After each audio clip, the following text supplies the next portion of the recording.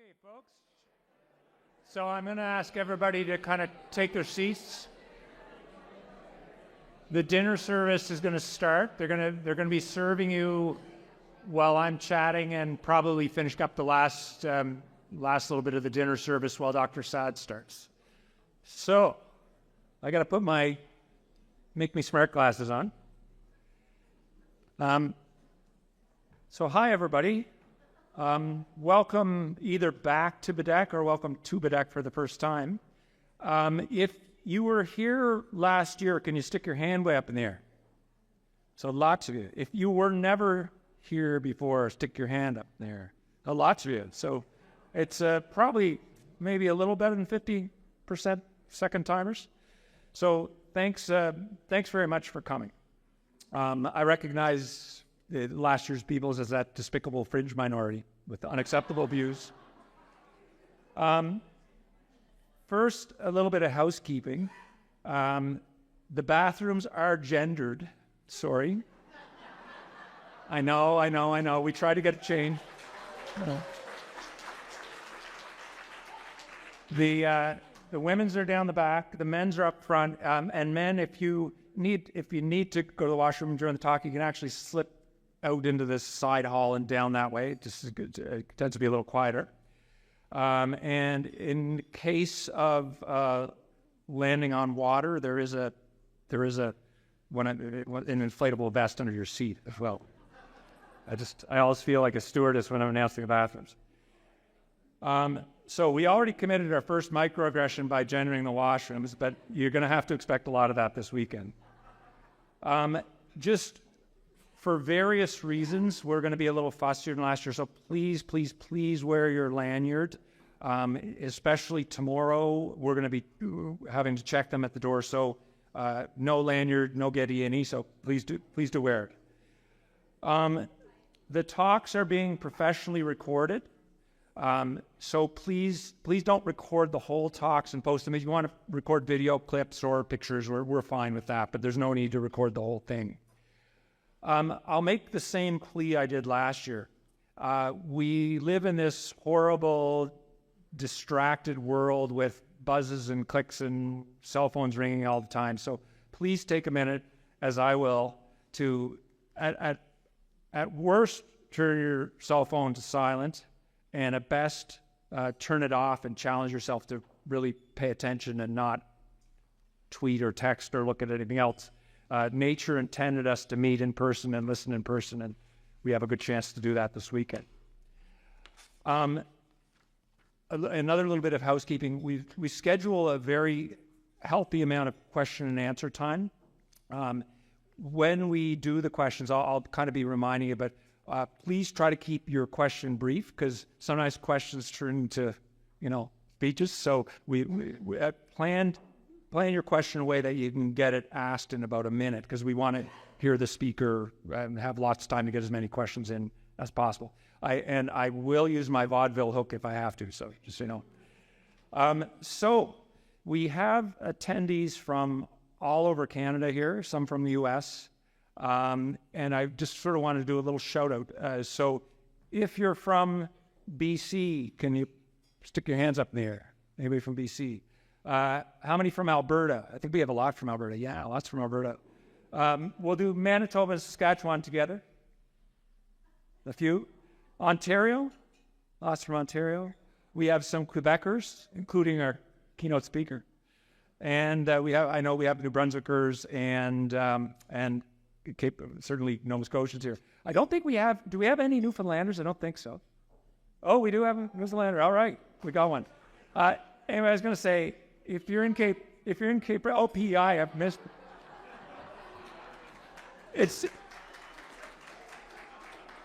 just so small, I forget. It's just so tiny. Anyway, if you're around Cape Bretoners, you really don't need Newfoundlanders. We're both the same thing. And I want to do one shout out. We have a lady here who's back for the second year, who's come all the way. I got confused. I got an email last year that said, I'm flying in from Sydney and I wondering how to get to the conference from Halifax. I was like, what the hell? Like, this person's not very good with Google Maps, and it turns out it's Sydney, Australia. So, Natalie Yonker.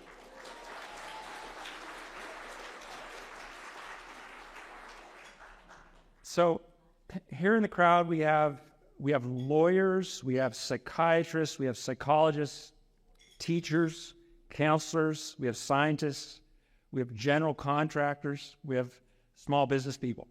We have some healthcare administrators, we have some drug reps, and we have a few military veterans. And we have this very strange number of dentists. I don't know what the hell it is. So whatever it is with the mouth people, there's a lot of them here. Why are you guys so subversive? I don't know. And what a great group of speakers we have lined up. Last year, we had Jay Bhattacharya and all these wonderful speakers, and I thought we can't possibly top that this year. I think we might have come close. So we're just so happy that people agreed to come. We feel very, very blessed that they're here. Our speakers over the next 2 days, they're going to represent a wide range of views on a wide range of subjects. The one commonality that you notice with them is that they all are not afraid to challenge orthodoxies and to cut against the grain. Many of them have suffered repercussions for doing so. Julie and I joke that anyone who hasn't been canceled at least once was not fit to be at free speech, and that is. And in this room, amongst your attendees, you're going to find people with a huge range of opinions. We name the subject: global warming, homeopathy, libertarianism, abortion. We'll all find something that we can disagree on, and that's fine. If everybody is thinking the same thing, it means that nobody's thinking very much at all. I'd say there's one common thread that connects us all here. It brought us to this beautiful little out-of-the-way corner of Canada. I think we've all felt the ground shift under our feet in the last few years. There's a rift in the force.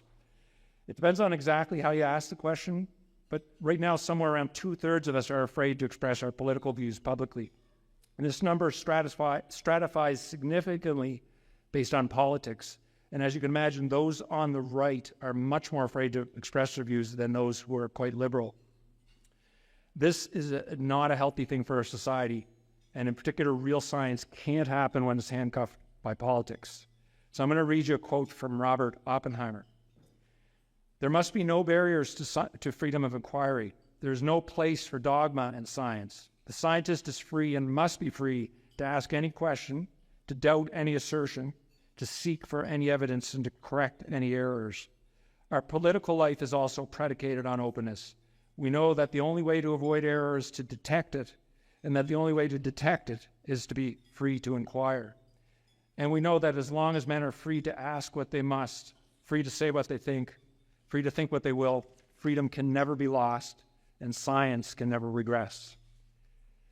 So that's why we're here this weekend, to hear verboten views, to ask tough questions, to look each other in the eye, to argue and debate, to laugh and have a beer. So enjoy the weekend.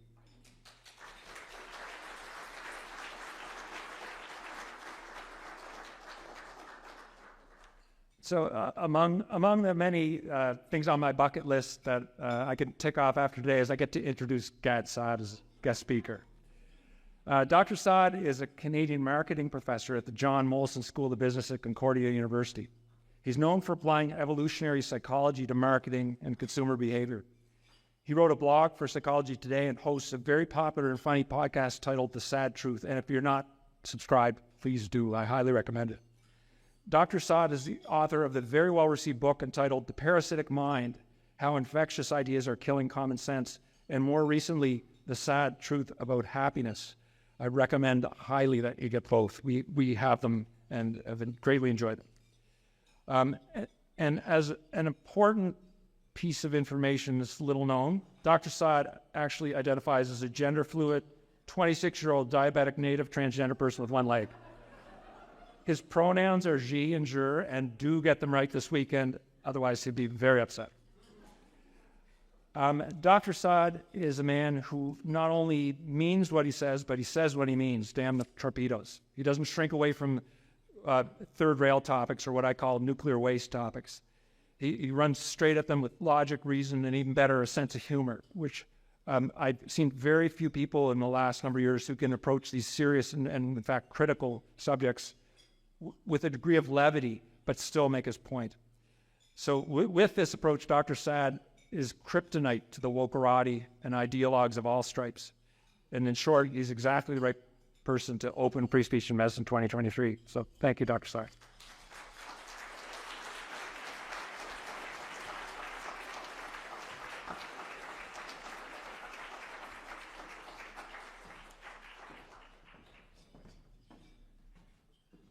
Hi, guys. I already feel a bit emasculated by his height. I need to be the center of attention. I don't need a 6'4" guy towering over me. So thanks for that, Chris. It's a real pleasure to be here. I think this might be the furthest east that I've been in Canada. I've been to Halifax. I hope I'm not going to sound ignorant. It should be west of here, correct? Am I right? So I think this is officially the furthest east I've been. I'm looking forward to being at the conference, but to also doing a bit of sightseeing to go to the Cabot Trail. So thank you, Dr. Milburn and Dr. Curwin, for doing this.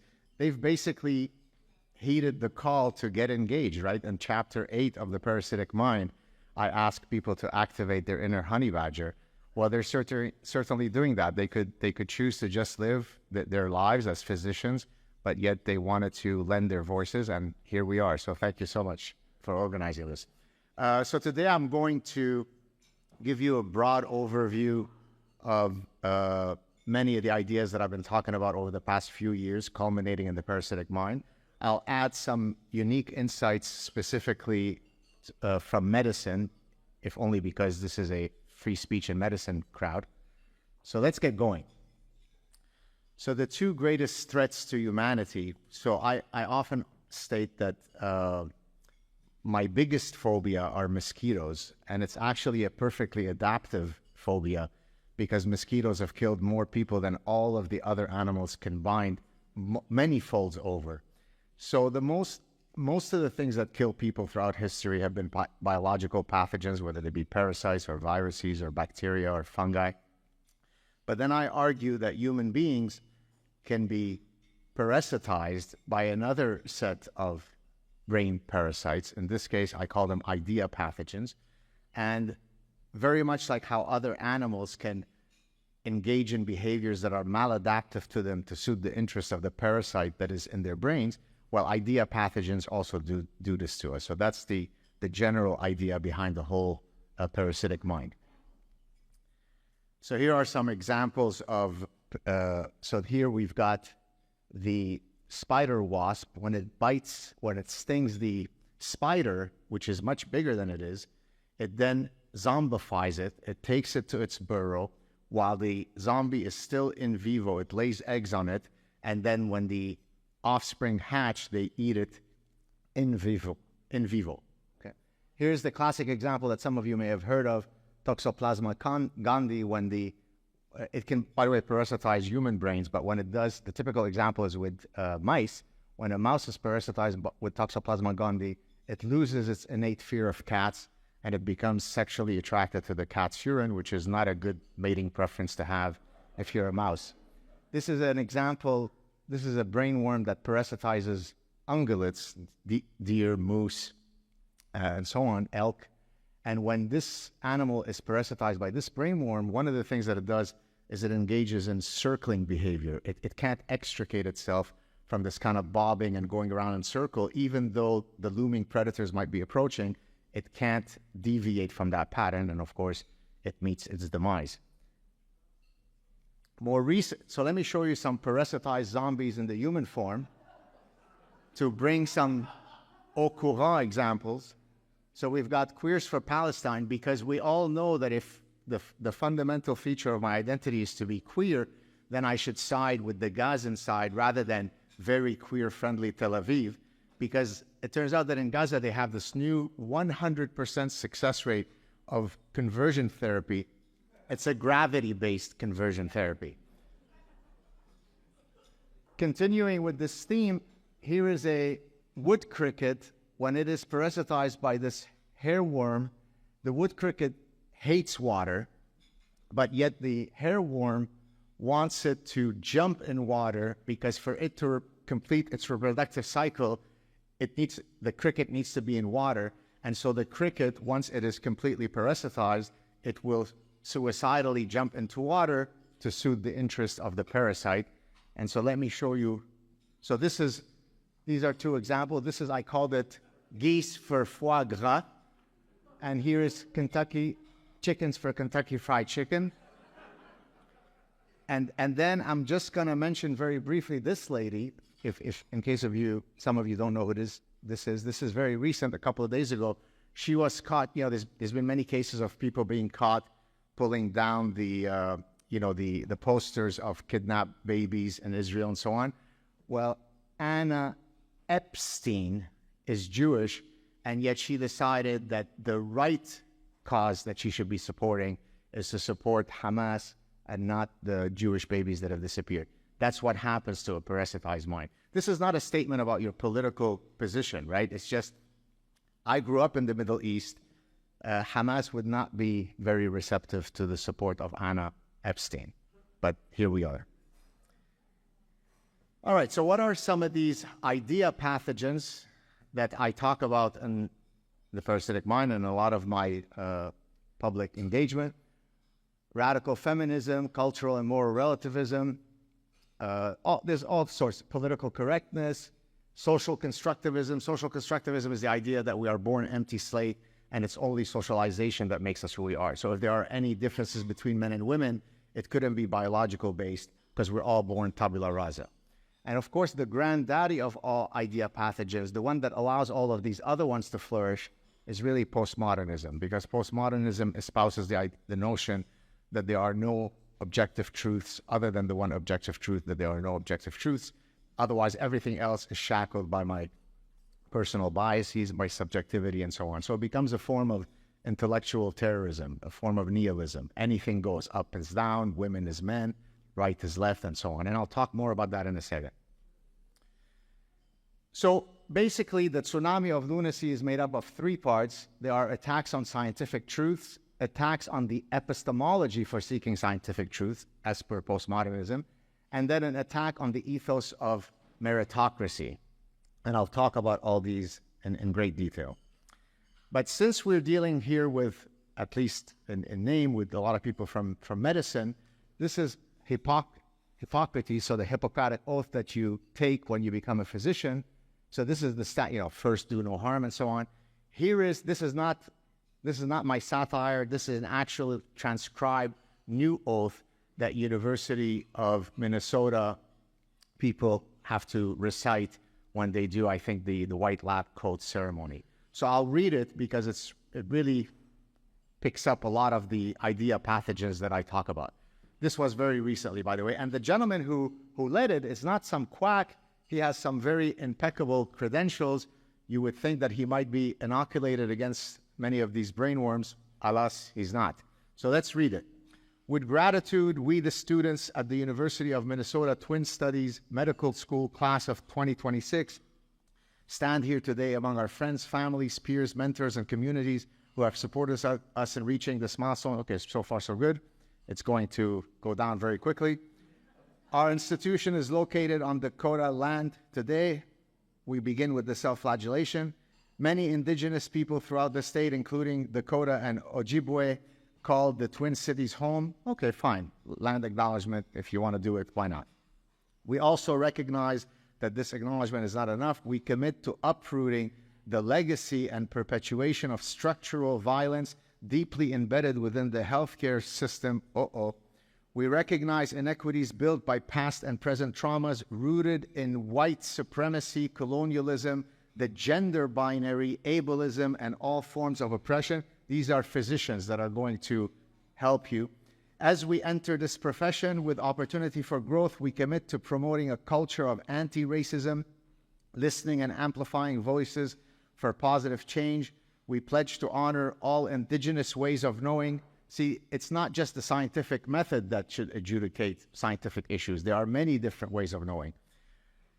Of healing that have been historically marginalized by Western medicine, knowing that health is intimately connected to our environment. We commit to healing our planet and communities. And it goes on and on, okay? Health, equity, and so on. So several of the idea pathogens that I mentioned in the big figure are captured here. Cultural relativism, postmodernism, and so on and so forth. So for the people who thought when I first started warning people many, many years ago that this problem was really starting to fester in universities, I would often get the following objection: sure, but this is just in some esoteric humanities department. This isn't just some rarefied ivory tower social science, maybe in sociology.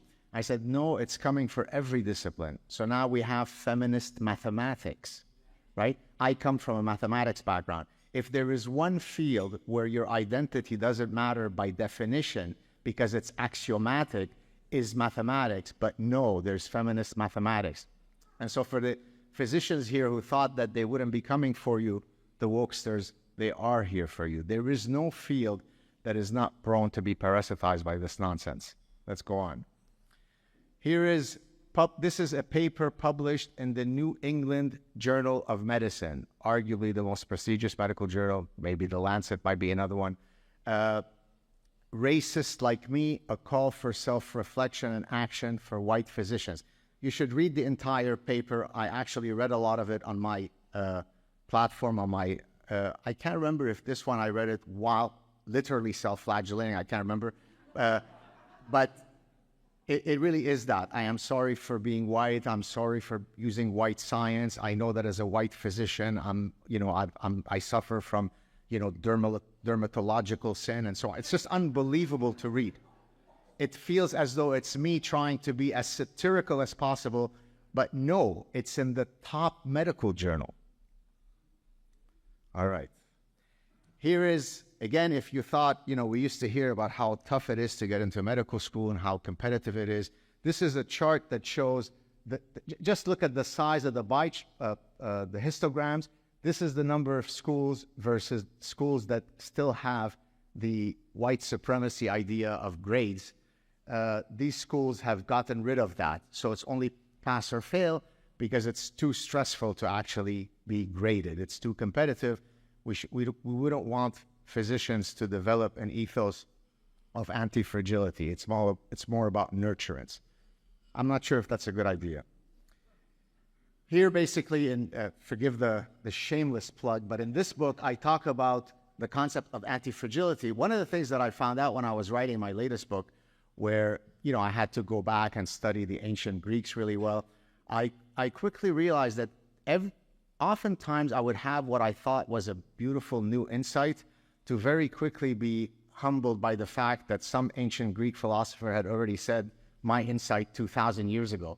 Here is one such example from Seneca, talking about exactly the concept of anti-fragility more than 2,000 years ago.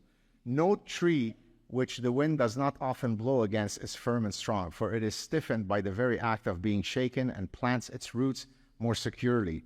Those which grow in a sheltered valley are brittle, and so it is to the advantage of good men and causes them to be undismayed that they should live much amidst alarms and learn to bear with patience what is not evil, safe to him who endures its ill. Basically, in less fancy talk, strong trees that are not brittle are those that have been exposed to a lot of wind stressors.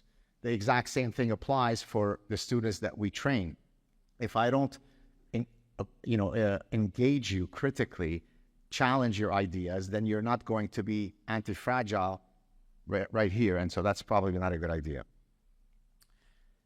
So let me just give you some examples of how these parasitic ideas are slowly taking over everywhere. So this is from Quebec. The Quebec deputy minister got into a lot of hot trouble because at one point when they were talking about some environmental issues, he argued, well, we shouldn't be adjudicating some of these environmental issues using other ways of knowing. There's just the scientific method. He then had to apologize for that.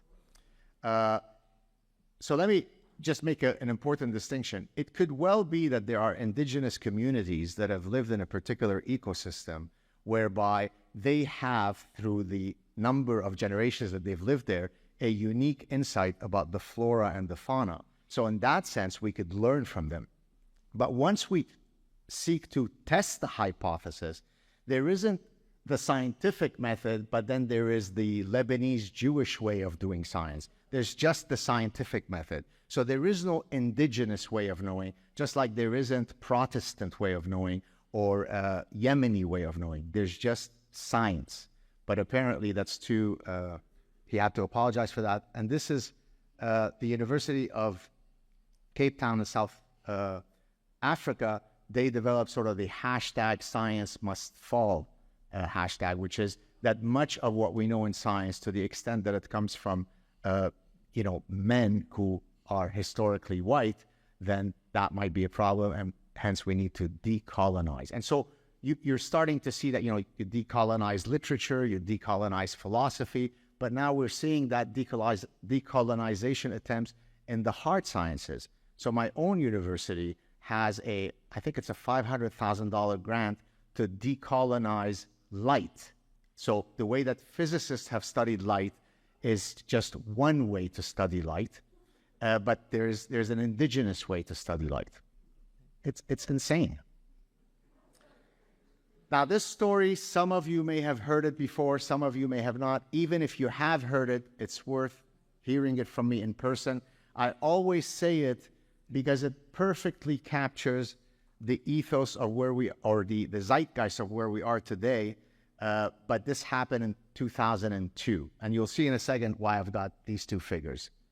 In 2002, one of my former doctoral students had just defended his dissertation. And so we were going out to dinner. My wife, who's here, myself, him, if you don't mind me taking off the jacket, it's getting hot. And he was bringing along a date. So he calls me up a few hours before we're going out to dinner to tell me, oh, I just want to give you a heads up. The lady that I'm bringing tonight is a graduate student in postmodernism, women's studies, and cultural anthropology, to which I answered, so the holy trinity of bullshit. And so then he said, yeah, but I said, no, I got you. This is your party. I'm going to be on my best behavior. There's no Gad here. I'm going to be serious. Which, of course, was an utter abject lie. Because about halfway through the evening, and I love telling that story when my wife is here because she was there in that historical dinner. I turned to the lady and I said, oh, I hear you're a postmodernist, yes? She said, yes. There are no absolute truths? No. I said, well, I'm an evolutionary psychologist, so I do study human universals, things that are shared across humans, that are fundamental features of our shared biological heritage. Do you mind if I propose what I think is a human universal? And then you can retort. She goes, shoot, go. Now, this is 2002, so this precedes the men can get menstruate and men can get pregnant by 20 years. So I said, is it not true that for Homo sapiens, for humans, only women bear children? Is that not absolutely a universal? So she looks at me, what a simple mind I have, and she goes, absolutely not. I said, no, how is that?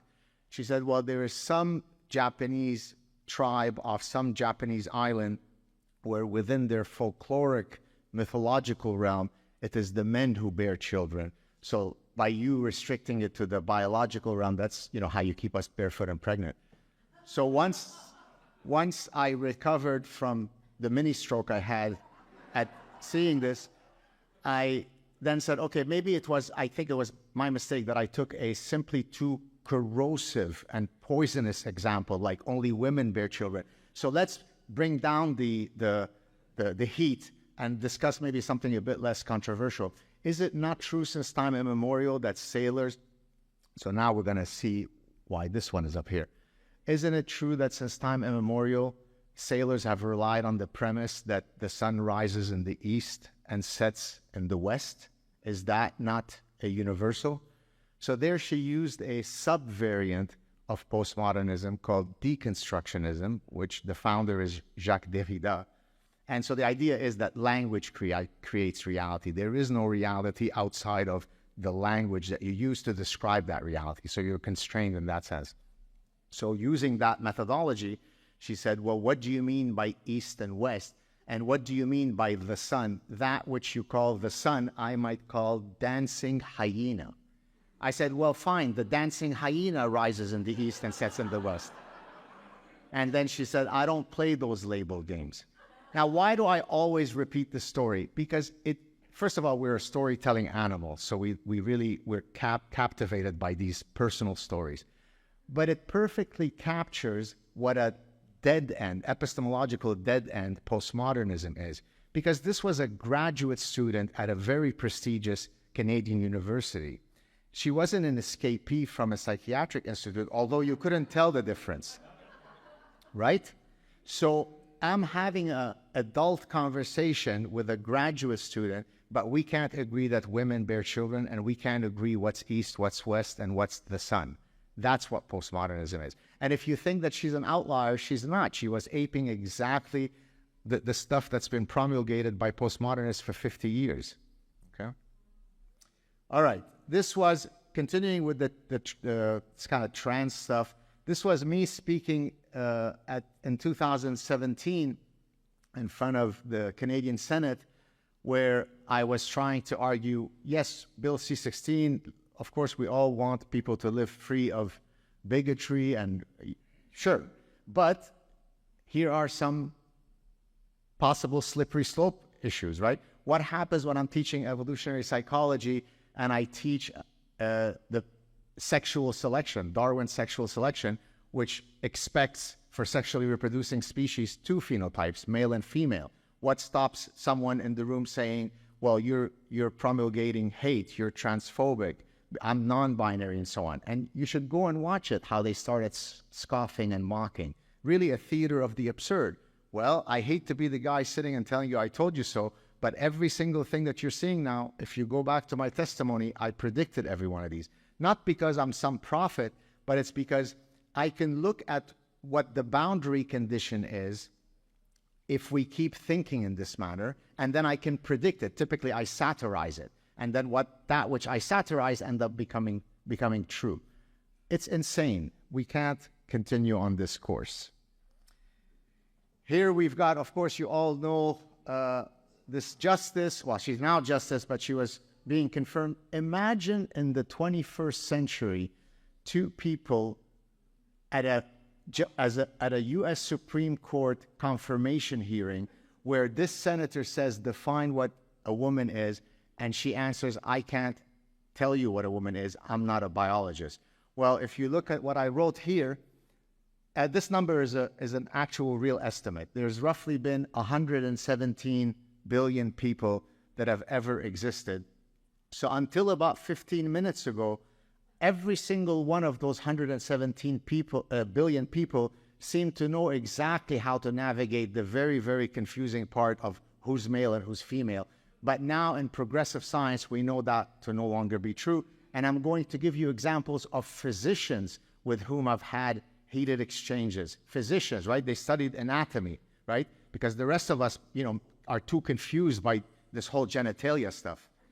By the way, I was so fortunate that being a non-biologist, even though I'm an evolutionist, by training, I'm not a biologist, that I was able to pick someone with whom I was able to procreate. It was a complete flip of the coin. Here is one of my favorite ladies with a penis, Dylan Mulvaney, who's a woman, right? Now here are three physicians with real credentials. The first one is not a gynecologist. The next two, the other two are gynecologists. So by definition, they should have a sense of what constitutes male or female. And they've all three agreed, non-satirically, that Dylan Mulvaney is absolutely 100% a woman. How do you navigate that? This is me having a conversation with an anesthesiologist of color, where I won't show you all of it, but it's just unbelievable the exchange that we had. She ended up eventually blocking me, and she was also arguing that, first of all, as a man, I can't make it, because I said, because I've published, papers in top scientific journals on the effects of the menstrual cycle on women's behavior. And then she answers, whatever. So a cisgendered man wrote a paper and presented it as evidence of his mansplaining, right? And so then I answered, only female physicians have the technical expertise and lived experience to recognize what is the menstrual cycle. This is why when I once had a nosebleed, I thought it was menarche. Menarche is the onset of the menstrual cycle. So when I bled from my nose, I didn't know any better because I wasn't a trained anesthesiologist. So imagine how deeply you must be parasitized to actually publicly engage someone like me and think that you're on the right side of the matter. That's what a wood cricket that jumps suicidally into the water does. This happened recently, just so that you don't think I'm picking on physicians. These are our noble anthropologists. They shut down a session organized by, I think, 6 women, where they were simply going to talk about that in many of their fields of study, bioarchaeology, biological anthropology, physical anthropology, in those fields, the distinction between biological sex and gender don't matter. It's all about the binary categorization of male and female, which again should be hardly a contentious issue for a sexually reproducing species, but their session was canceled because the Canadian and American Anthropological Association thought that making that point would create great harm to non-binary people and transgender people. All right. Now, social constructivism. Why is that an idea pathogen? Social constructivism, as I said, is the idea that everything is a social construction. So now the reason why I have toy preferences here is because one of the things that social scientists always teach us is that gender roles, even your biological-based behaviors, are due to social constructions. Little Linda learns to play in a nurturing manner with the doll. Little Bobby learns to play aggressively with the truck, and that starts a cascade of gender roles. And so how would you debate someone who's holding to that position? So the next one, bear with me. It's a very technical part of this talk, but a very important one. So the way that you argue against someone, and so I have a chapter in the Parasitic Mind, chapter 7, where I talk about how do you seek truth. And I basically argue that the way you seek truth is by building what I call nomological networks of cumulative evidence. So bear with me as I explain this. So in the middle, what I'm trying to show, let's say everybody in this room is unbelievably hostile to the idea that there might be biological-based reasons for why little boys and little girls prefer certain toys. How would I go about flipping you? How would I go about convincing you? So what I'm going to do is I'm going to get you data from across cultures, across time periods, across species, across disciplines, all of which triangulate to demonstrate the veracity of my position. So let me give you a few of these. So I can get you data from developmental psychology, showing you that little boys and little girls who are too young yet to be socialized. So by definition, I'm picking a sample that can't be socialized. They haven't reached that cognitive developmental stage.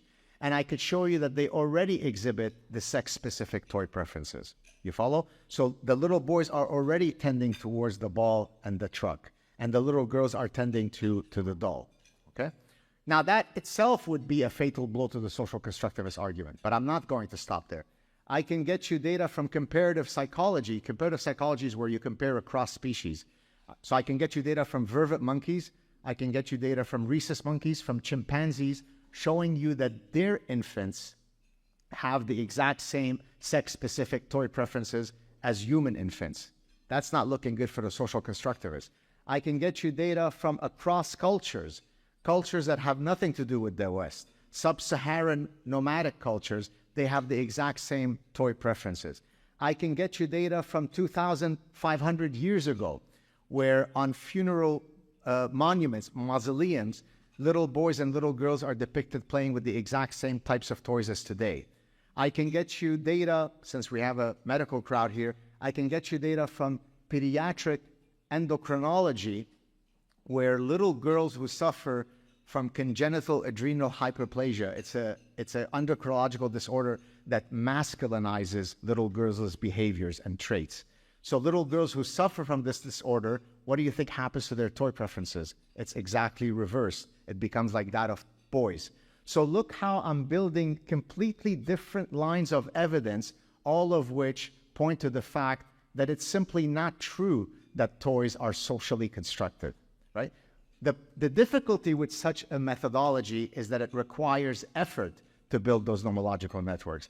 But that's one of the reasons, by the way, why it's very hard to cancel me.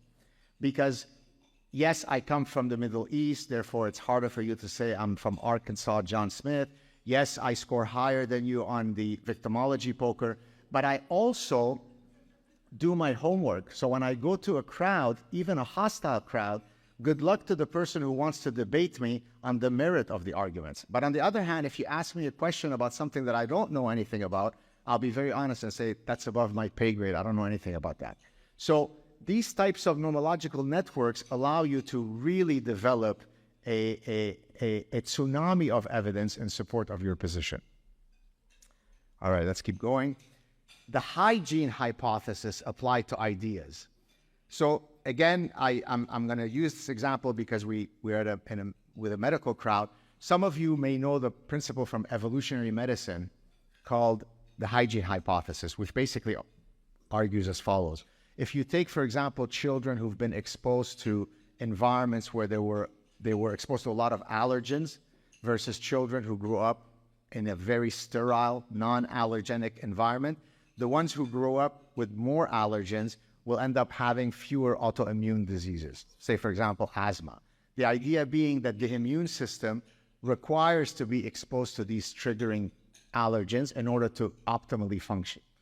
Well, you could analogize exactly this idea to critical thinking. Your brain requires to be exposed to allergens. In this case, allergens are opposing ideas.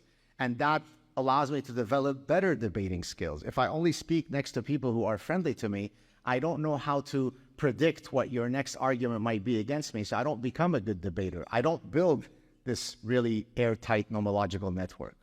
Okay. So speaking of these kinds of echo chambers, which would be contrary to being exposed to opposing ideas, look at these fields. So here what you're seeing, I don't know, it might be too small for you to see, it's the ratio of Democrat to Republican professors in different disciplines. Okay? So imagine having a field like communications, 56-0 ratio. There is not a single Republican professor. Anthropology, 133-1. Religion, 70-1. English, 48.3-1. Basically, the idea is that almost every field you could think of, the ones that are the least lopsided typically might be engineering or the business school, because typically those fields are a bit more inoculated against, the parasitic ideas. But look at how lopsided those disciplines are. Now, in many areas of science, it doesn't matter whether I'm Republican or Democrat if I'm teaching evolution. But is the death penalty moral or not? What should be the optimal fiscal policy of a society? What should be our optimal immigration policy? We benefit from hearing from multiple sides of the political aisle. But if everyone is coming from the exact same political aisle, we're certainly cheating our students. So just to show you some other, I won't go through all of these, but I mean, look at all these different ones. This is Lambert, the first study, history 33.5-1, journalism 20-1. Only 15% of law school professors are conservative and 85 are liberal. Here's all of this is a study of administrators, academic administrators. It's a 12-1 bias.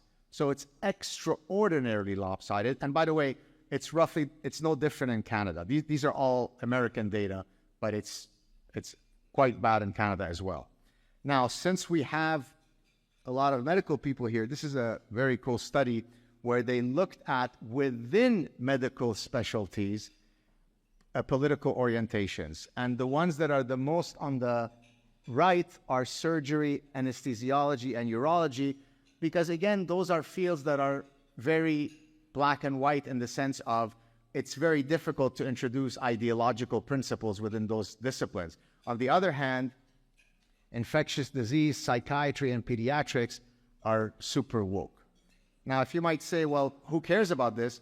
Well, it turns out that depending on whether your physician is a Democrat or a Republican, and you come in there with the exact same ailment, you might come up with a completely different intervention strategy as a function of the political orientation of your physician.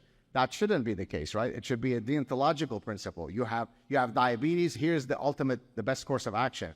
Well, no. Depending on your physician's political orientation, you'll get different prescriptions. Moving on, I'm going to talk next about these really important principles in ethics between deontological versus consequentialist ethics, and you'll see in a second why I'm saying this. So, of course, many of you have seen this. We condemn freedom of speech that hurts someone's feelings. This is what's called a consequentialist position, and in a second, you'll see what I mean. A deontological statement is if I were to say, it is never okay to lie. That's an absolute statement. A consequentialist statement would be, it's okay to lie if I'm, for some downstream effect. So are there Jews hiding in your house? You may lie, and it makes perfect sense to lie because there's a greater benefit here, which is you're saving people's lives. Here's another one, of course.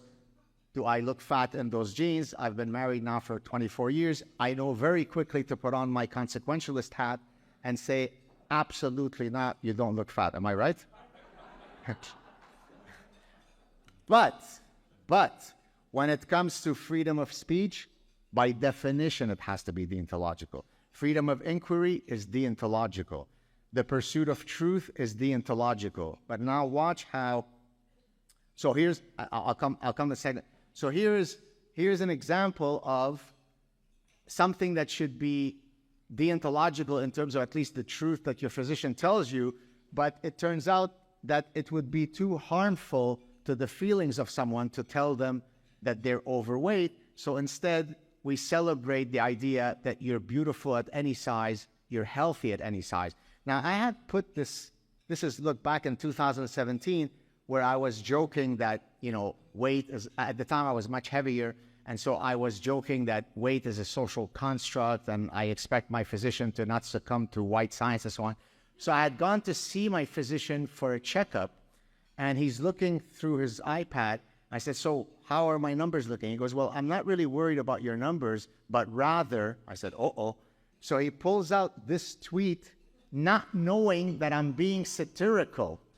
And he actually was concerned about my mental health. And actually, you were in the room, right? And I looked at him and I said, I'm being satirical. He goes, oh, I see. So, but this whole story of, healthy at any weight is a demonstration of what happens when we don't tell the truth for consequentialist reasons. So here are some examples of recent super smart intellectuals who have violated each of these. I'll leave it to you to guess who these people might be. Or it might be that all four of them represent a single person. Now I'm speaking in the voice of that person, which, by the way, is mirrored by many of my super smart progressive colleagues. Freedom of speech is great, but, see the but? Now we switch to consequentialism. Freedom of speech is great, but it is perfectly reasonable to have banned Donald Trump from Twitter because he is simply too dangerous to be allowed to spew his garbage, right? So, yes, of course I support freedom of speech, just not for Orange Himmler. Number two, presumption of innocence is great. I support that. It's a foundational bedrock of our justice system, but not for that serial gang rapist Brett Kavanaugh. Holding a seat on the Supreme Court is simply too important a job to take chances with this guy. Sure, they may not be convincing evidence. Sure, it's something that somebody said 36 years later without any proof, but we can't take a risk and grant him the courtesy of presumption of innocence. That's simply too dangerous to do so. Of course, I believe in an impartial press that always tells the truth, but To have allowed the Hunter Biden story to be reported would have led to Donald Trump's re-election. Hence, it was perfectly fair to have lied and suppress it. And then freedom of inquiry is great. Study whatever you want, just as long as it is not antithetical to the ethos of social justice. Does anybody want to take a crack at who may cover these first three? Yeah, Sam Harris, who wrote a book on never lying. But apparently it's okay to lie if it's in the service of those consequentialist ethics. That was the split between Sam and I. We're no longer involved in a bromance. So the noble lie, of course, as you know from way back in Plato's Republic, in academia, it could be forbidden knowledge. I'll talk about that in a sec.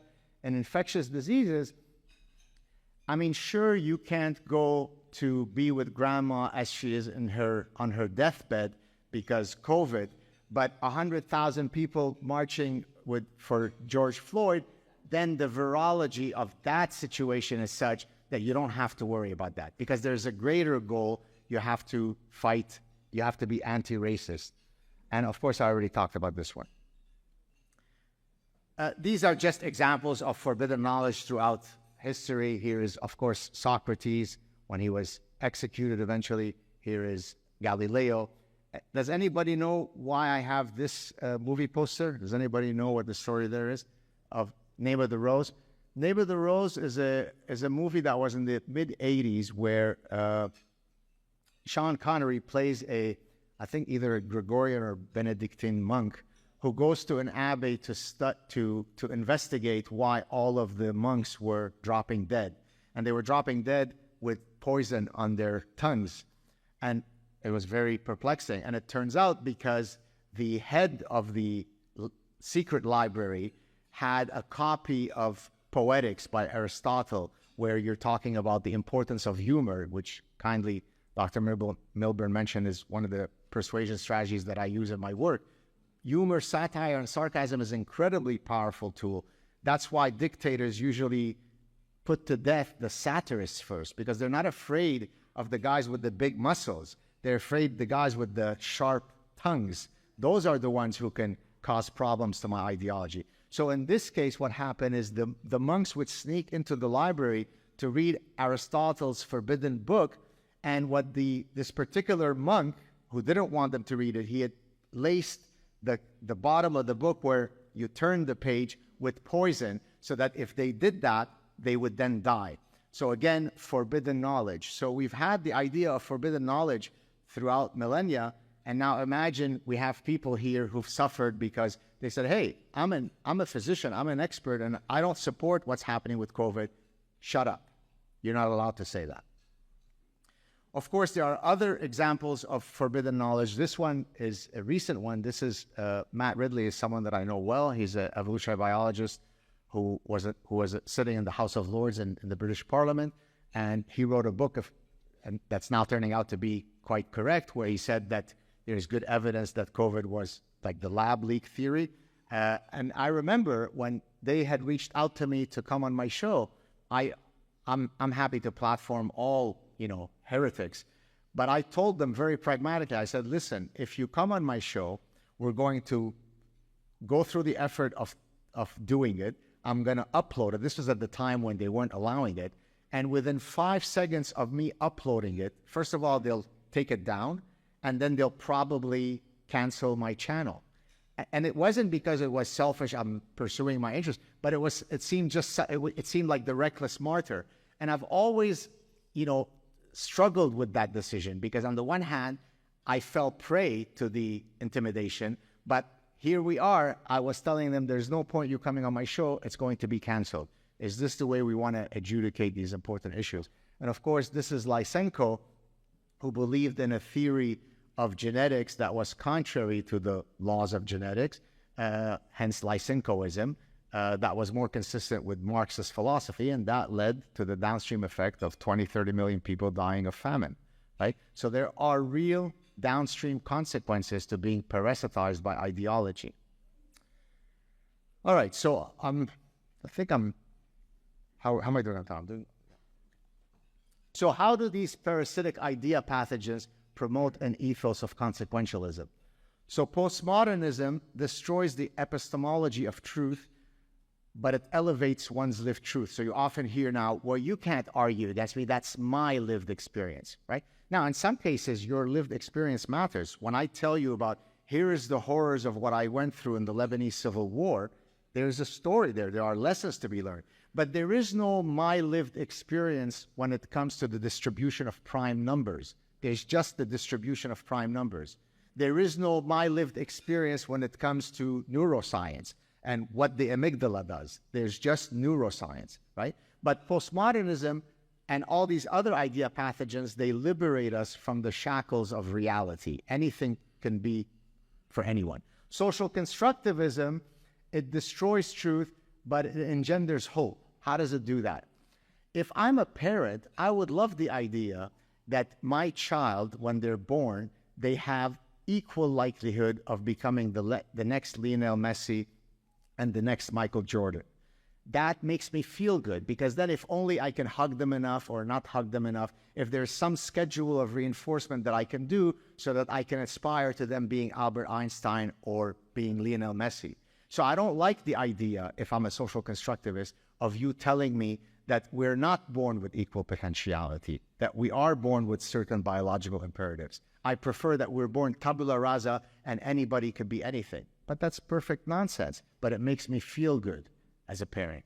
Radical feminism destroys truth, but it helps in eradicating the so-called patriarchal status quo, right? If I can promulgate as a radical feminist the idea that there are no innate biological differences, then it makes it easier for me to pursue the noble goal of eradicating the patriarchy. Trans activism destroys truth, but it helps in celebrating people's unique personhoods, right? When both Jordan Peterson and I, in our different ways, said, here are some downstream effects of what's going to happen if you go on that celebratory train, every single thing that we said came true, because we saw what was coming down the line, right? I could be fully supportive of your right to live your life in any way that you want. That doesn't mean that you have the right to take me on that ride with you. Cultural relativism is another idea pathogen because it destroys truth but helps protecting so-called marginalized groups. So, for example, I've had conversations with many Westerners where I say, do you think a culture that won't cut off the clitorises of little girls is superior to one that forces that? Now, that should be a pretty easy moral calculation to make. A society that doesn't go to a little girl, that doesn't have the right to consent to having that procedure done on her, is certainly one that's superior to one where that's imposed.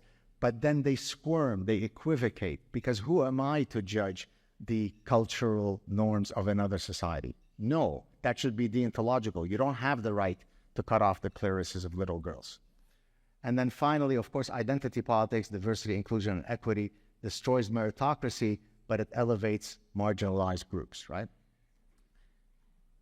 So, how do we save our universities? It's a tall order. Let's just go through all of them. Number one, pursue knowledge unencumbered by ideological activism. No knowledge is forbidden if gathered objectively using the scientific method. If you try to do any research, for example, on sex differences, as I have, good luck. If the sex difference comes out showing that women are superior on some task, then it's going to be accepted in many journals. If it shows, God forbid, the other thing, then you better file it away in your cabinet and never show it. Is this the way we want to pursue science?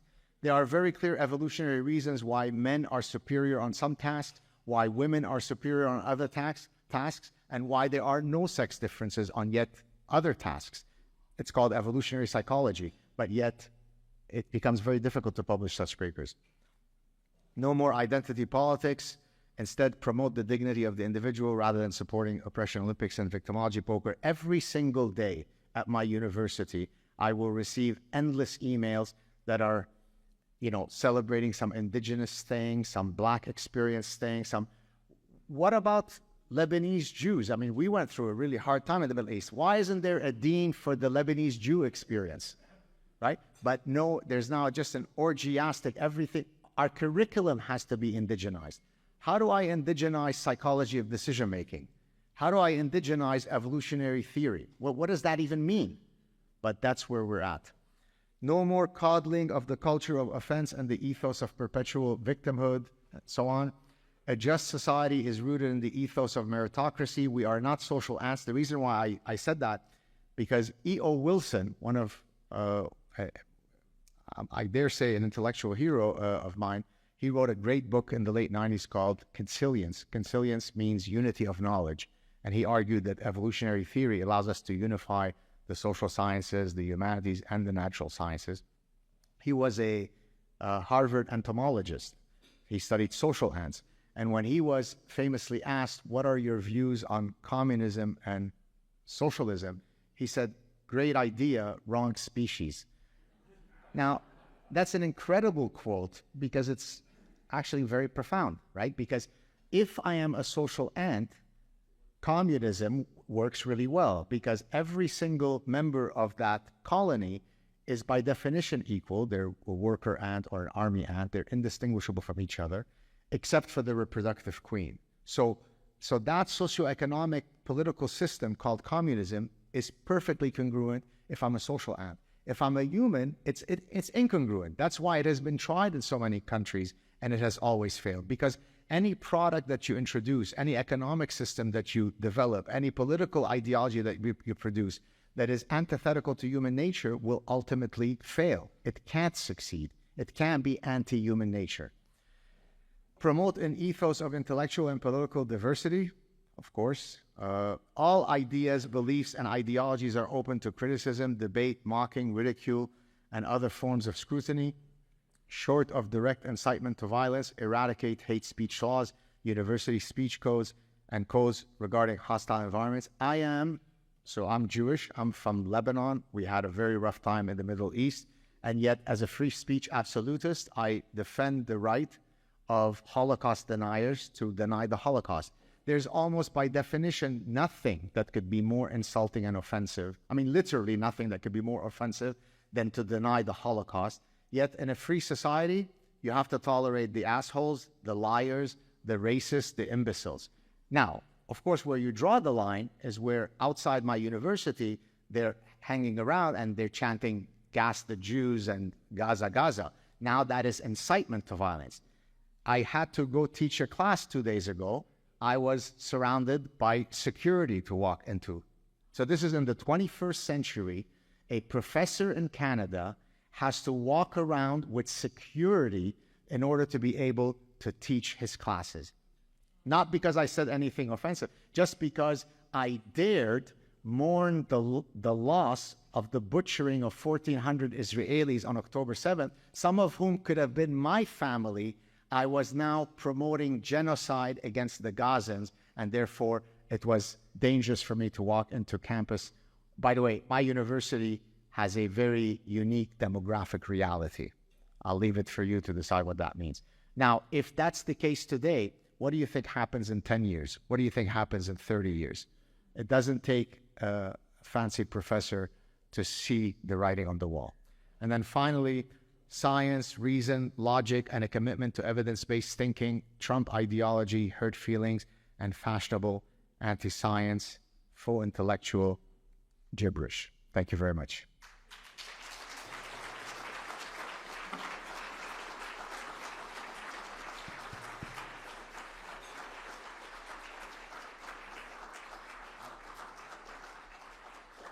I think this is working. Yeah, thanks. Thank you, Dr. Saad. I like to come here. Stay up here. I'm going to keep you up here. So, Dr. Saad came all the way out to the end of the earth. I was going to say that I know this is the furthest east you've been because if you go any further east, you know, the old maps where it falls off the edge of the world with sea monsters, that's the next stop. So we appreciate you coming all this way, and thanks so much for a great talk. Thank you. Now, I'm just going to invite folks to come out up, and if you want to ask a question, come on up to the mic. You absolutely, whatever's comfy. And I'm going to hand you this in a moment. So you come on up and ask a question. As I say, try to formulate a question about a minute or so for Dr. Saad, and just afterwards, just so you know, I think and I'm looking way back here at our bartender. Are you guys going to boot us out of here pretty quickly after, or can we stay for a beer here?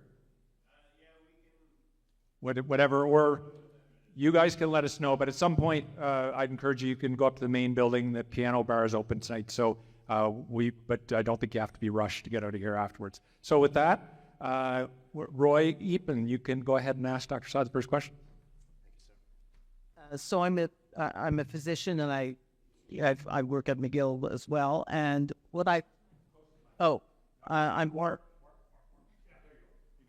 I'm a physician, and I work at McGill as well. And what I've noticed over the last 30 or 40 years are the kids are getting more and more anxious, more and more anxious and unhappy. And I think a lot of that is coming from this woke ideology, because you're sort of doing unreasonable things to their minds.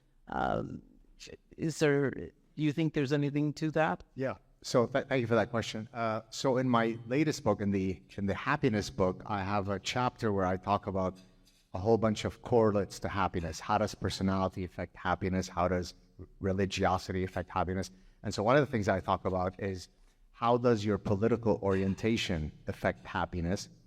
And the research has unequivocally and consistently found that conservatives tend to be happier than progressive liberal types, the people who might be parasitized by this stuff. And I offered a speculative hypothesis. I haven't tested it, but I think it's a plausible one. So here's my reasoning as to why that correlation happens. When you're a conservative and you wake up in the morning, by definition of the word conserve, you think that existentially there are certain values worth conserving and defending.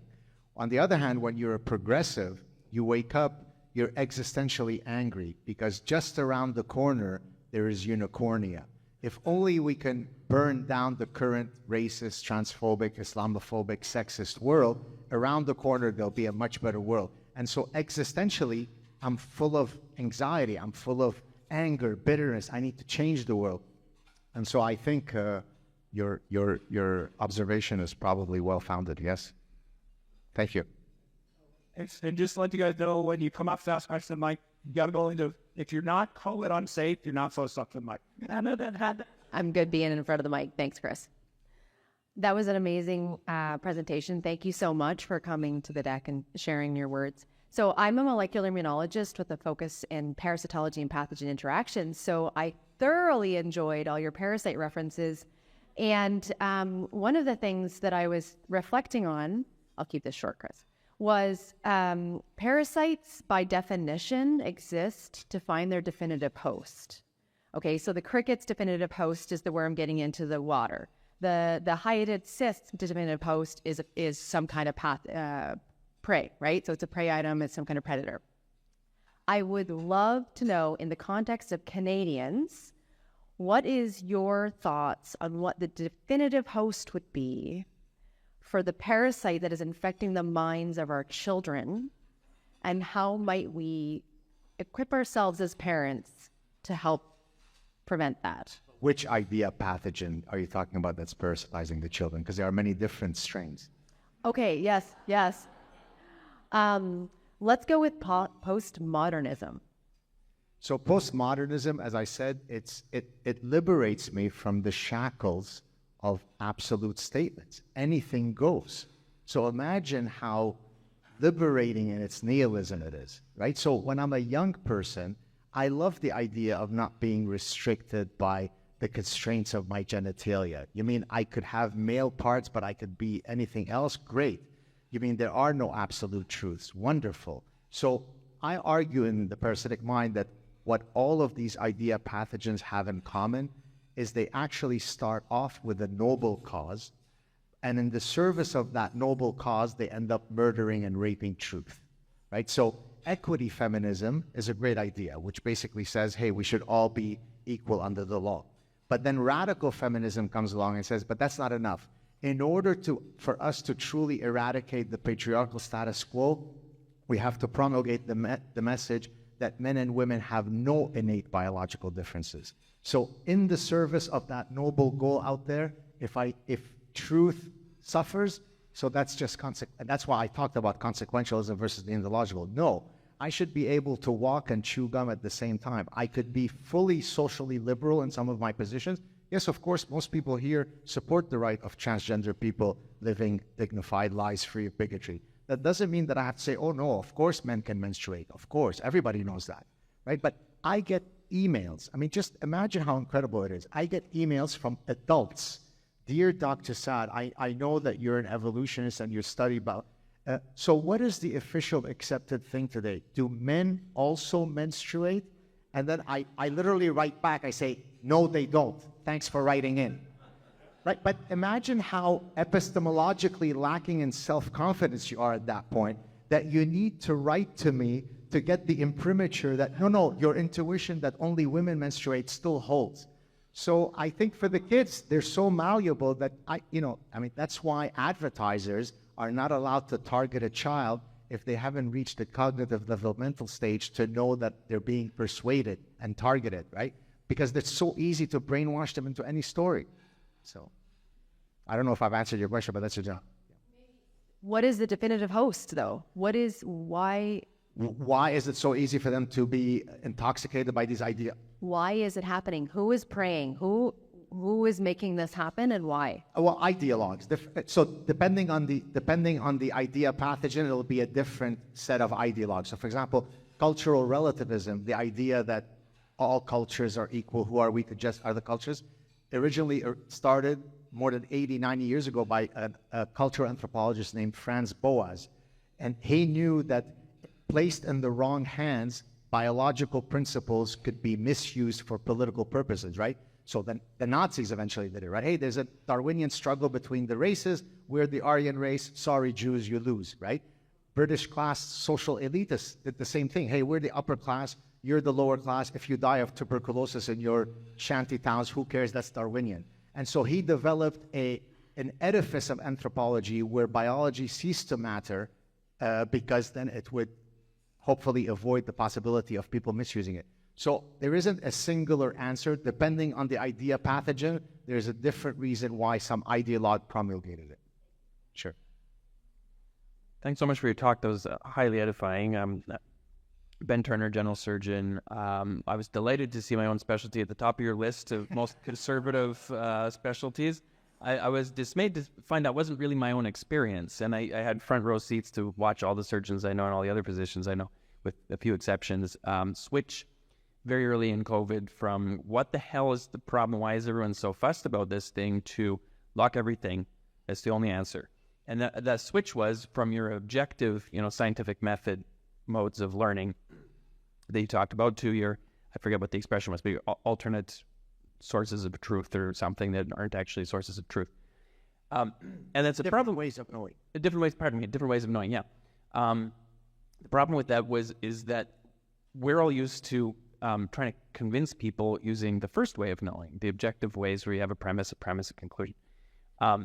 And so I think we all had the experience of trying to argue with those things against people who aren't even on that plane of knowing anymore and who deliberately took themselves off it because they were perfectly good with that until COVID.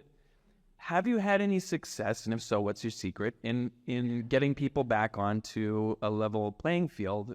Because at the moment, they think we have mind viruses, and we know they do, and we can't even talk to each other. So thank you for that question.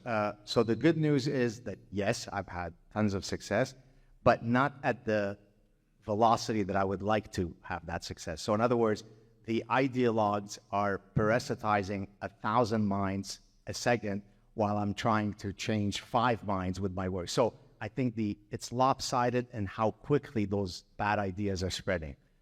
So it is possible to flip someone to come back from the dark side, but it takes a lot of effort. But you certainly can. Now, the only people who are completely impenetrable, so remember when I put up the nomological network with all the different lines of evidence, if someone goes, la, la, la, I don't want to hear it. In other words, they don't even grant me the courtesy to present the evidence to them, then there's no way for me to administer the mind vaccine to you. But as long as you show up and say, I'm willing to listen, I'll flip you. Thank you. Dr. Saad. If you were to put what you said in the context of mental defense mechanisms, which one or ones would you pick? You mean the fact that people are not open to hearing contrary evidence to them, that would be a defensive strategy? Like, for example, rationalization would be Oh, I see. Well, to the earlier gentleman who said that a lot of the surgeons were now flipping to the wrong way. So there's a great, one of the classic studies in psychology. There are a few. There's the Zimbardo experiment with the corrections officers. There is the Milgram experiment where you can get people to zap someone to death, unbeknownst to them, that's not really happening. And then the third one that many people don't know about, which kind of maybe answers your question on the earlier gentleman, the Solomon-Asch conformity experiment. So what you basically do there is you put 3 lines that are very, very different in length, and then you put one other line that is the same length as, so there's A, B, C, and then X. And the task is for you to tell me which of A, B, C is the same length as X. And for anybody who's got any vision that's not, blind, it should be very, very obvious, right? So this is X and this is B. The other ones, it's this big or this small. And the point of the experiment is to see whether you can get people to go along with the wrong answer, unbeknownst to them that the other people who are giving the wrong answer are Confederates. Confederates meaning that they're in on the experiment. So what you do is you set up a line of 8 people. The first 7 are actually Confederates. They're fake subjects. And so the first one, when you ask them, so which of these 3 lines is the same as this one, they give the wrong answer. They say, oh, it's C. The second one says C. The third one says C. Now, anybody who's got functioning eyes should say, you're all nuts. The right answer is B. The reason why Solomon Asch's experiment is truly one of the greatest experiments in the behavioral sciences is because it is shocking the number of people who just nod and go, yes, yes, it's C. So even now, why is that so powerful? Because the real world is a lot more gray. It's more nuanced. So there is opportunities for us to, but here the stimuli were unbelievably, unequivocally clear, and yet I can get tons of people to give the wrong answer. So I don't know if it's a defensive mechanism, as you were asking. I think our capacity to be heard like sheep is so ingrained in us. That's why the person who stands out and says, you're all full of BS, is hailed as a hero and courageous because it's so contrary to human nature. Yeah, thank you. I think it could be a human aversion to uncertainty. Fair enough. Yeah, exactly. Thank you. Hi, Dr. Saad. My name's, I'll just adjust this. My name is Graham. I'm a CPA, so I'm one of the business people that's maybe a little bit less susceptible to this stuff. My question for you kind of got triggered at the end when you were talking about demographics. A lot of these problems, they sort of seem to come as like a syndrome. They seem to occur over and over again in the same people, and there seems to be a bit of a demographic split. The people who subscribe to these ideas either ideologically or in some cases for physical reasons aren't having children, and the people who maybe have the opposite ideas are having lots of children. So do you see some kind of like maybe demographic battle going on?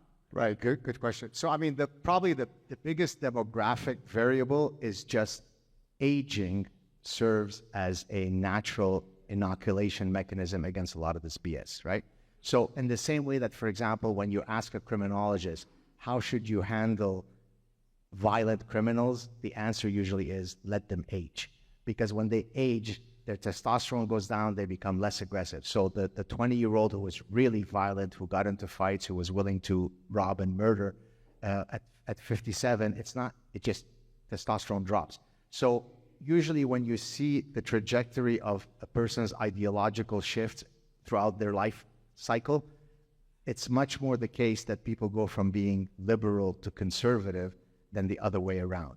So that's probably the demographic variable that's most predictive of these kinds of parasitic ideas. Age has a way of making you less susceptible to a lot of this nonsense. Do you think some of these ideas might just die out because the people promoting them aren't reproducing? I mean, wait. Let's keep our fingers crossed. I wouldn't I wouldn't put all the chips on let's pray that they don't reproduce. I mean, I get your point, but no, I think there's a lot of work to be done. Hi, Dr. James Manson. I'm one of the lawyers in the room, and my clients come to me. I work for a not-for-profit. We do a lot of public interest stuff, a lot of constitutional stuff, and clients come to me right now kind of asking for hope, like, can we get some hope here? I don't often know what to tell them. And I see Lisa over there as well. She's one of my colleagues. And it's hard for us right now to see that there's optimism or hope right now. Having listened to your talk, are you optimistic about the future? Are you pessimistic? And if so, why or why not? Because we could use all the help we can get. Thank you so much. That's a great question. So until October 7th and the response to October 7th, I would have been a lot more optimistic. By disposition, I'm someone, people call me the happy warrior because I can joke around, I'm fun. And that's why I wrote the happiness book, because people would always say, how do you tackle all these serious issues? You always seem to be playful and so on. So by disposition, I am optimistic. I'm very happy. There's always a better day. But then when October 7th happened, I don't mean to imply that it's because it touched me because my family is in Israel and so on. So think of it this way. October 7th happens, one of three things can happen around the world. There could be increased Jew hatred, there could be no change in Jew hatred, or there could be decreased Jew hatred. The response to October 7th has been that there's been a massive increase globally against Jew hatred. And so I put out a tweet about 5-6 days ago that really went, it's actually pinned right now. You can, in a sense, it answers your question, because it's an incredibly dark tweet where I wasn't my playful self. I was saying, look, I really think it might be good night for the West if we stay like this. Because my argument was, look, if you go see a physician and he tells you you have cancer, God forbid, you either implement the strategies that you know work, or you ignore them and do the exact opposite. And what I'm seeing is all of us who are warning the West about what's coming, the West just doubles down on a lot of the decisions that have gotten us into the quagmire. So if that's the case, then how can I be optimistic? So I still hold out hope that we can reverse course, but today I'm a lot less optimistic than I would have been a few weeks ago. Thank you so much. Thanks for the book. My name is Arnie Lang. I'm a general internist in Ottawa, but before I was a physician, I was actually a teacher. So I think of this from the perspective of my own kids and the fact that young people are kind of getting indoctrinated really at the grade school level as well. I basically practice in an outpatient setting at this point, and not really interested in academia for some of the reasons you're describing. I don't want to get in political trouble because of being on the wrong side of these kinds of issues. So my question is, I'm looking at the U.S., and they have some ideas there. I mean, Dr. Milburn mentioned the Heterodox Academy. I've heard of the University of Austin, for example. Sure. What I'm thinking about is, I wonder if anyone in this room is aware of, or yourself, of the best jurisdiction in Canada to set up an alternate university that could be accredited. The issue right now, I think, would be that, for example, I'm originally born from BC. You'd never get an NDP woke government in BC to accredit a degree for a new university there that wasn't along that line of indoctrination, as far as I can see. But have you thought about that in terms of different jurisdiction? Great question. So there are a few little oases of sanity in the U.S. In terms of universities. Probably the best exemplar of that is Hillsdale College. So Hillsdale College, which officially is in Michigan, but they hold, events all over the country, has positioned itself as kind of the classical liberal university, completely anti-woke. And so in an ecosystem of 3,000-4,000 universities and colleges in the U.S., they've been able to really get out of that clutter because they really have positioned them, and people are hungry for these types of schools. There's a recent school that started, they're not a recent school, but they've been taken over by anti-woke folks in Florida, New College of Florida. Have you heard of it? Do you know it? Not that one. It's the one that the DeSantis gang is taking over. It used to be super woke, and now they're trying to model it a la Hillsdale. So there are these little centers of sanity, but you're right that there is no such center in Canada. So I was going to make a plug, since I'm originally from BC, for a place called Quest University. Quest University in Squamish, BC. It was a non-profit private university that was up for the taking. Back in the old days, you have these big, rich financiers for new universities. Cornell University, Stanford University in the U.S., McGill in Canada, really. So I'm wondering if there's another jurisdiction somewhere that would be open to the idea of maybe the Chicago principles or something of freedom of inquiry, so we can get back to the scientific method.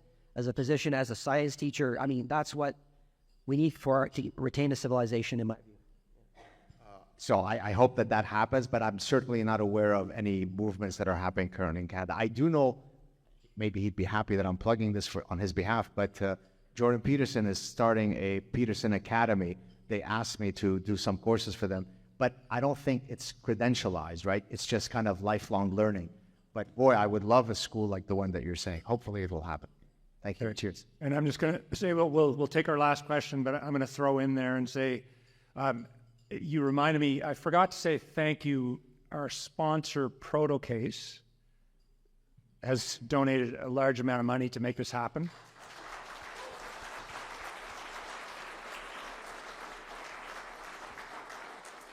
But this isn't just me randomly coming in and switching to thank Protocase. What I wanted to say was, I don't think there's any hope to get anything non-woke accredited. That's just not going to happen in Canada if you look at the structure.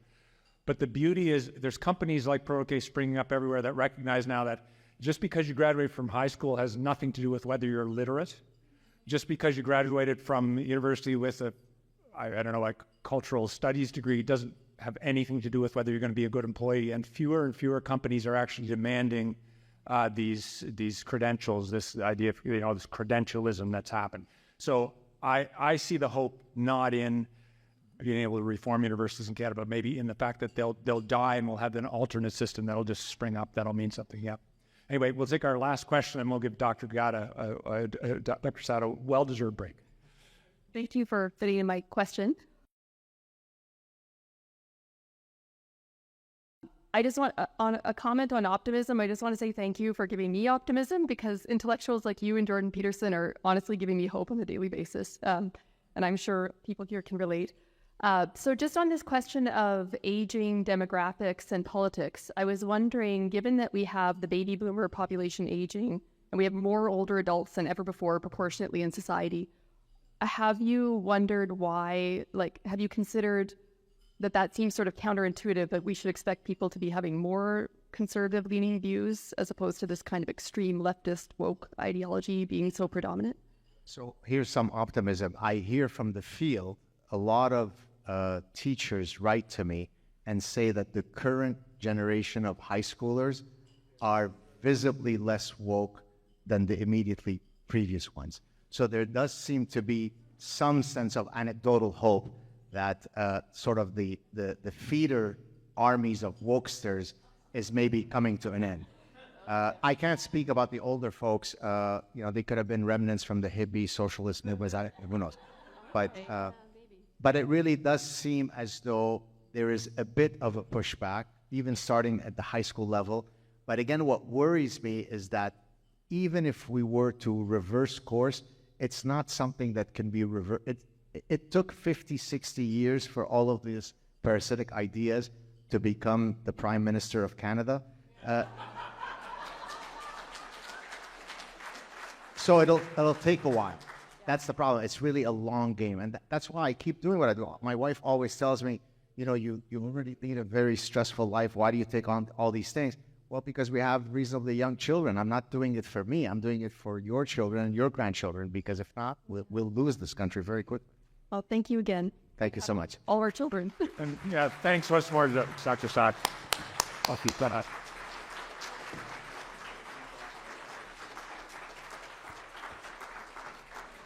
Great. And I think that's a great opening to set the tone for the conference. We're going to get into some specific details over the next few days with issues like drug policy and assisted suicide and transgenderism, you know, just all of the non-controversial topics we'll talk about. So I think there was a bit of a confusing misprint, which was totally my fault on the schedule. We do start at 8 in the morning. So, you know, enjoy tonight, but not so much that you can't be here for 8 in the morning, because it'll be Dr. Zucker talking at 8 o'clock on transgenderism. So with that, we'll let you guys enjoy your night, chit chat, and like I say, at some point we can work way up to the main building, okay?